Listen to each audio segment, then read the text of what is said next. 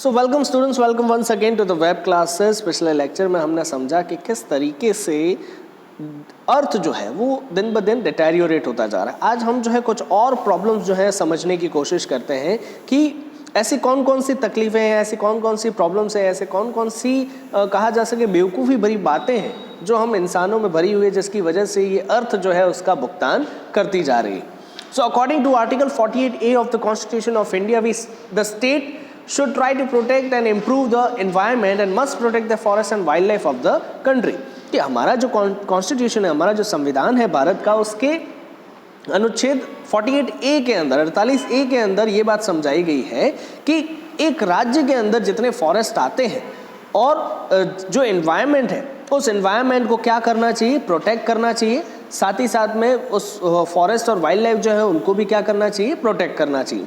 But the painful fact is that laws are not followed in India. For example casteism, untouchability and bonded labour, है ना। कि सबसे painful बात क्या है इंडिया के अंदर, laws are never followed nor enforced in India. कि जो कानून है वो कानून भारत के अंदर लोगों के द्वारा ना तो फॉलो किया जाता है, ना ही लोगों के ऊपर प्रेशराइज करके उनको फॉलो करवाया जाता है। जैसे अब आप देखते हैं कि कास्टिज्म आज भी फॉलो किया जाता है, अनटचेबिलिटी का कहा जा सके ये जो भेदभाव है वो बहुत सारी जगहों पर आज भी देखने को मिलता है। बॉन्डेड लेबर लोग करते हैं आज भी, है ना। जितने भी मजदूर रहते हैं उनको साल या 2 साल के लिए अपना गुलाम बना कर रखते हैं। तो ये सारी चीज़ें हमारे कॉन्स्टिट्यूशन के हिसाब से हट जानी चाहिए, लेकिन फिर भी आज हम जो है बहुत सी ऐसी जगह जहाँ पर ये चीज़ों को देखते हैं। They are abolish but still are followed shamelessly. इनको जो है एबोलिश किया गया है कॉन्स्टिट्यूशन के द्वारा, लेकिन फिर भी जो है काफ़ी शर्मजनक बात है कि इन्हें लोग फॉलो करते हैं। Over the last 4 decades, India is losing forests at a harmful rate of 3.7 million acre a year, as per the report of Parliament's Estimates Committee, है ना। अब भारत की बात की जाए तो पिछले 40 सालों से इंडिया जो है 3.7 मिलियन एकड़, मतलब तकरीबन 37 लाख एकड़ जितनी जो है फॉरेस्ट की जमीन को क्या कर रही है, खो रही है 1 साल के अंदर। और ये रिपोर्ट किसने दी है, तो पार्लियामेंट एस्टिमेट कमेटी ने। The large area of forest land is now treeless and the actual loss is estimated to be 8 times the rate given by the government statistics, है ना। कि बहुत बड़ा एरिया जो फॉरेस्ट लैंड का होता है वो क्या हो रहा है अभी, ट्रीलेस है। मतलब आपको ऊपर से देखने पर जो है एक कहा जा सके एक एरिया को डिसाइड किया गया है। जैसे मान लो ये स्टेट की कोई बाउंड्री है, इस स्टेट की बाउंड्री में इतना एरिया जो है फॉरेस्ट लैंड डिसाइड किया गया है कि ये फॉरेस्ट लैंड है, लेकिन अगर आप ऊपर से देखें या सैटेलाइट व्यू से देखें तो यहाँ पर ग्रीनरी दिखाई नहीं देती, यहाँ पर जो है बंजर जमीन दिखाई दे रही है। सो इसका मतलब ये हुआ कि ये बिल्कुल ही कैसे हो चुके हैं, ट्रीलेस हो चुके हैं। और ये रिपोर्ट किसके द्वारा दी गई है 3.7 मिलियन एकड़ की, तो ये गवर्नमेंट के द्वारा दी गई है। लेकिन लोगों का ऐसा मानना है कि जो एक्चुअल लॉस है वो कितना है, 8 गुना ज़्यादा है जो कि गवर्नमेंट ने दिया है। 8 गुना ज़्यादा, गवर्नमेंट की जो स्टैटिस्टिक्स है उससे भी 8 गुना ज़्यादा। तो ये भी एक जो है क्वेश्चन है कि क्या लोगों का मानना सही है। आगे देखते हैं। According to the 3-year study conducted by the United Nations using satellites and aerial photography, our environment has got so bad that in 88 countries, है ना, कि एक कहा जा सके 3 साल का एक पूरा स्टडी जो है कंडक्ट किया गया था यूनाइटेड नेशंस के द्वारा, है ना, अमेरिका के द्वारा, जिसमें सैटेलाइट और एरियल फोटोग्राफी का इस्तेमाल किया गया था अंतरिक्ष से। और उसमें हमें ये पता चला कि तकरीबन 88 कंट्रीज ऐसी है कि जिनका एनवायरनमेंट कैसा हो चुका है, बहुत ही खराब हो चुका है। It has reached the critical stage, है ना, एक क्रिटिकल स्टेज पर जो है वो पहुंच चुका है। Growth of world population at such a fast rate is one of the strongest reasons behind the distortion of the future of mankind, है ना। सो इन सब का जो है सबसे बड़ा कारण क्या है, तो growth of world population at a fast rate, है ना। जिस तरीके से, जिस तेज गति से जनसंख्या बढ़ती जा रही है दुनिया के अंदर, ये सबसे बड़ा जो है रीज़न है किस वजह का, कि हमारा जो आने वाला जो कहा जा सके मैनकाइंड है, आने वाली जो जनरेशन है उसका डिस्टोरेशन हो सकता है। मतलब उनको जो है वो रिसोर्सेज नहीं मिलेंगे, या हो सकता है फ्यूचर जनरेशन का आना ही पॉसिबल ना हो पाए। When it took more than 1 million years to reach the first billion population, अगर पॉपुलेशन की बात की जाए तो पूरी दुनिया में 1 बिलियन पॉपुलेशन, 1 बिलियन मतलब 100 करोड़ पॉपुलेशन जो है बनाने में कितने साल लग गए थे इस दुनिया को, तो 1 मिलियन ईयर्स, 10 लाख साल लगे थे, है ना, 10 लाख साल लगे तब जो है कहा जा सके पूरी दुनिया में 100 करोड़ लोग बने इन नेक्स्ट 100 ईयर्स। लेकिन दूसरे 100 सालों की बात, अब ये जो है कब का आंकड़ा था, तो ये था तकरीबन 1700 का, है ना। In the next 100 years the population number increase by the next billion numbers. 1800 सन 1800 में कितना हो गया, ये जो 100 करोड़ था वो 200 करोड़ हो गया, है ना। तो ये हम कंपैरिजन देखो कि 10 लाख साल लगे 100 करोड़ बनाने में, और दूसरे 100 सालों में कितना हो गया, 200 करोड़, मतलब एक और बिलियन ऐड हो गया।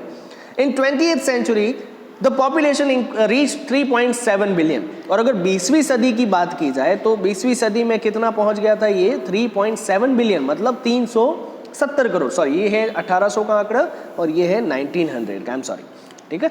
सो 1800 में फर्स्ट बिलियन पहुंचने में कितने साल लग गए थे, ये 1800 हम समझते हैं, लेकिन उससे पहले भी दुनिया थी। तो इसी वजह से क्या कहा जा रहा है कि 10 लाख साल लगे हमको 100 करोड़ की पॉपुलेशन बनाने में। दूसरे 100 सालों में कितना हो गया, 200 करोड़, और उसके 100 सालों के बाद में 370 करोड़, है ना। तो ये कहा जा सके एक बहुत ही डराने वाला जो है रेट है जिस तरीके से बढ़ती जा रही है पॉपुलेशन। आज के ज़माने की बात की जाए तो प्रेजेंट टाइम में कितना एस्टिमेट बन रहा है, 5.7 बिलियन।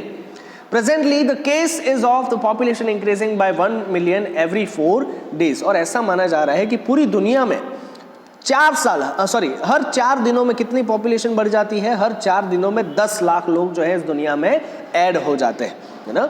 सो अब आप मुझे बताइएगा कि 1 सेकंड में कितने व्यक्ति इस दुनिया में आ जाते हैं, है ना। मेरा कैलकुलेशन था 1 सेकंड में 3 लोग जो है इस दुनिया में आ जाते हैं, आप भी कैलकुलेट कीजिएगा। Development is the best possible solution for over population. अब यहाँ पर सॉल्यूशन की बात करते हैं कि इन सारी चीज़ों को कैसे रोका जाए। तो सबसे बड़ा कॉन्ट्रासेप्टिव क्या है हमारे लिए, तो डेवलपमेंट। ये सबसे अच्छा सॉल्यूशन है ओवर पॉपुलेशन का। It can help in reduction in fertility and rise in income, to spread more education and improvement in health. इससे क्या होगा, सीधी सी बात है, फर्टिलिटी रेट जो है थोड़ा सा रिड्यूस होगा। क्यों? क्योंकि लोगों की इनकम बढ़ेगी और एजुकेशन जो है लोगों में आएगा, और इससे उनकी क्या हो जाएगी, हेल्थ भी जो है इंप्रूव हो जाएगी। But if the number of population will keep increasing it may not help in attaining any kind of development. लेकिन अगर ये जो पॉपुलेशन है इसी तरीके से बढ़ती रही तो किसी भी प्रकार का डेवलपमेंट जो है हम हासिल नहीं कर पाएंगे। As the rich get richer, the poor births children who are bound to remain poor, है ना। क्या है हमारे अभी की हालात क्या है कि जो लोग अमीर हैं वो और भी ज़्यादा अमीर होते जा रहे हैं, और जो गरीब लोग हैं वो और भी ज़्यादा बच्चों को जो है जन्म देते जाते हैं, जिसकी वजह से वो सारे बच्चे जो है कैसे बने रहते हैं, गरीब के गरीब ही बने रहते हैं। More population will lead to more unemployment. लोगों का ऐसा मानना है, जो गरीब लोग बच्चों को जन्म देते हैं, कि अगर ज़्यादा बच्चे होंगे तो सीधी सी बात है ज़्यादा हमारे पास में इनकम होगी। लेकिन ऐसा नहीं हो रहा है। क्या हो रहा है, more population will lead to more unemployment. ज़्यादा पॉपुलेशन होने की वजह से क्या हो रहा है, अनएम्प्लॉयमेंट बढ़ रहा है। Human should not be treated like cattle who are sterilised by force, है ना। ह्यूमन जो है उनको कहा जा सके कैटल की तरह ट्रीट नहीं करना चाहिए, कहा जा सके पशु की तरह जो है ट्रीट नहीं करना चाहिए कि जिसको जबरदस्ती जो है हमें क्या करना पड़े, स्टरलाइज करना पड़े, है ना। But to control population some element of sterilise का मतलब आपको समझना चाहिए मार देना या फिर किसी को कहा जा सके हत्या कर, चॉप कर देना। But to control population some element of force has to be put on our family planning. लेकिन अगर हमें पॉपुलेशन को कंट्रोल करना है तो हमें एक एलिमेंट जो है फोर्सफुली लादना होगा, जिसमें हम क्या करें, फैमिली प्लानिंग करें।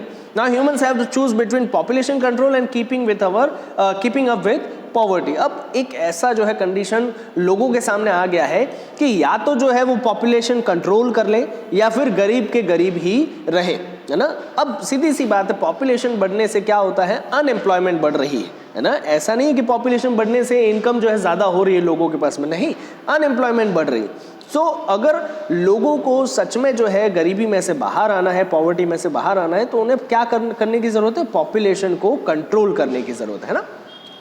The population of India is 920 million, that is more than the population of Africa and South America together, है ना। अब भारत की पॉपुलेशन की बात की जाए तो 92 करोड़ है ना, 92 करोड़ पॉपुलेशन। और ये पॉपुलेशन जो है अफ्रीका और साउथ अमेरिका दोनों की पॉपुलेशन को मिला दिया जाए तो उससे भी ज़्यादा है। If the population is not controlled, most of the people would die in their huts and with just a hope. है ना, कि अगर पॉपुलेशन को कंट्रोल नहीं किया गया तो बहुत सारे लोग ऐसे हैं सिर्फ इस आशा में मर जाएंगे कि वो जिंदगी में कभी अमीर हो पाएंगे, है ना। यही आशा जो है इनके साथ जिंदगी भर चलती रहेगी, वो कभी पूरी नहीं हो पाएगी और अपने ही घरों में जो है उनको दम तोड़ देना पड़ेगा। But with time people are now concern about the survival of the planet. लेकिन धीरे धीरे लोग जो है इस प्लेनेट के सर्वाइवल को लेकर काफ़ी कंसर्न है। We have now started to see our existence with a comprehensive view, है ना। आज हम जो है इस दुनिया को जो है कहा जा सके एक पार्टनरशिप के नज़रिए से देखते हैं। Solving environmental problems are a passport to the future and should not be seen as a remark of our death. अगर आज हम जो है एनवायरनमेंट की प्रॉब्लम जो है उनको सॉल्व करते हैं तो वो हमारे लिए क्या है, एक प्रकार का पासपोर्ट है जो हमें कहाँ ले जाएगा, फ्यूचर में ले जाएगा। अगर ऐसा नहीं करेंगे तो सीधी सी बात है ये हमारी मौत का कारण बन सकता है। We should see the world as a whole and not as a different part. और यही बात समझाने की बार बार कोशिश की जा रही है कि हमें इस दुनिया को जो है एक पार्ट की तरह, एक हिस्से की तरह देखना चाहिए, ना कि अलग अलग कॉन्टिनेंट की तरह। In the era of responsibility towards the environment, industry plays an important role. अब सीधी सी बात है, अगर हमारा ये जो environment है उसमें अगर हम responsibility की बात करते हैं तो इंडस्ट्री जो है वो सबसे बड़ा जो है important रोल प्ले करती है। Chairman of DuPont, Mr. Woolard, declared himself as Chief Environmental Officer, and such attitude in other businessmen can have a great effect on the transformation. और यही बात जो है डूपॉन्ट जो कंपनी थी, डूपॉन्ट कंपनी की जो सीईओ है मिस्टर वुलर, उन्होंने बताया कि वो सीईओ मतलब चीफ एग्जीक्यूटिव ऑफिसर नहीं है, बल्कि कौन है, चीफ एनवायरमेंटल ऑफिसर है। मतलब उस दिन से उनकी कंपनी जो है एनवायरनमेंट की ओर देखेगी और एनवायरनमेंट को नुकसान ना पहुंचाने की कोशिश करेगी। और अगर ऐसा ही एटीट्यूड जो है दूसरे बिजनेसमैन के कहा जा सके जहन में आता है तो ये हमारे लिए जो है एक बहुत ही बड़ा इफेक्ट हो सकता है इस दुनिया में बदलाव लाने के लिए। When Margaret Thatcher was a prime minister, her one statement which was so well chosen, she said that no human on this earth holds a permanent tenure. We all have life possession and a full of repairing lease, है ना। अब यहाँ पर life possession दिया, life tenancy होना चाहिए था, sorry, है ना। सो जब मार्गरेट थैचर जो थी, जब वो प्राइम मिनिस्टर थी, तो उन्होंने अपने ही एक स्टेटमेंट में जो है बहुत अच्छी बात बताई थी। क्या थी वो बात, कि इस दुनिया में कोई भी इंसान जो है परमानेंट रहने के लिए नहीं आया है, किसी का परमानेंट होल्ड नहीं है इस दुनिया के ऊपर। हम सभी क्या है, एक प्रकार के टेनेंट है, एक प्रकार के जो भाड़े पर रहने वाले लोग हैं, जिन्होंने क्या लेके रखा हुआ है, फुल रिपेयरिंग लीज। अगर मान लो इस धरती में कोई प्रॉब्लम होती है तो वो जिम्मेदारी किसकी आती है, हमारी, उसे रिपेयर करने की। According to mister Lester Brown, we have borrowed the earth from our children. और यही लेस्टर ब्राउन का भी मानना है। वो कहते हैं we have not inherited this earth from our forefathers, कि हमें ये दुनिया जो है हमारे बाप दादाओं से जागीरात में नहीं मिली है, बल्कि क्या है, तो हमने ये we have borrowed the earth from our children, है ना, कि हमने ये जो दुनिया है हमारे बच्चों से, हमारी आने वाली जो फ्यूचर जनरेशन है उससे हमने क्या करके रखी है, बोरो करके रखी है। सो आई होप आपको समझ में आया होगा कि इस यूनिट में जो है क्या समझाने की कोशिश की जा रही है। मिलते हैं नेक्स्ट लेक्चर में एक कहा जा सके क्वेश्चन आंसर्स के साथ में इस यूनिट के। Till then stay safe, stay home, thank you.